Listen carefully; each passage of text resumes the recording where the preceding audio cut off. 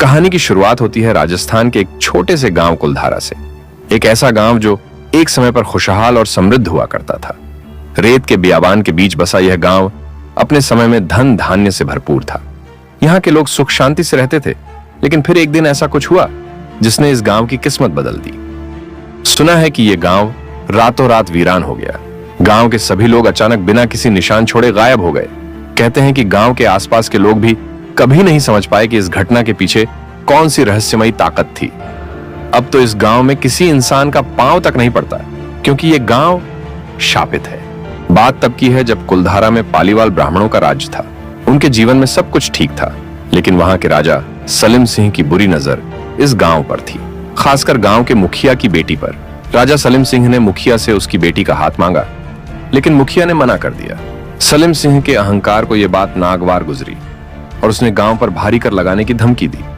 डर के मारे मुखिया ने पूरे गांव के लोगों को बुलाया। सबने मिलकर एक फैसला लिया। अगले ही दिन सूरज उगने से पहले पूरा गांव अपने घर द्वार छोड़कर कहीं चला गया, पर जाते जाते उन्होंने कुलधारा को एक भयावह शाप देकर छोड़ दिया। जो भी इस गांव में बसने की कोशिश करेगा वो जिंदा नहीं बचेगा। कहते हैं कि आज भी इस गांव में जाने वाले लोग अजीबोगरीब आवाजें सुनते हैं। रात को कदमों की आहट, दरवाजों के अपने आप बंद होने की आवाजें और कभी-कभी इंसानों की परछाइयां भी दिखाई देती हैं। कुछ लोग तो ये भी कहते हैं कि उन्होंने एक औरत को सफेद साड़ी में गांव की गलियों में घूमते देखा है, लेकिन जैसे ही उसके करीब जाते हैं वो अचानक गायब हो जाती है। एक पर्यटक रवि, जिसने कुलधारा जाने का साहस किया, उसका अनुभव और भी डरावना था।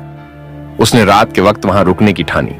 दिन में सब कुछ सामान्य लगा, लेकिन जैसे ही रात का अंधेरा छाया, अजीब घटनाएं शुरू हो गईं। उसकी घड़ी अचानक रुक गई।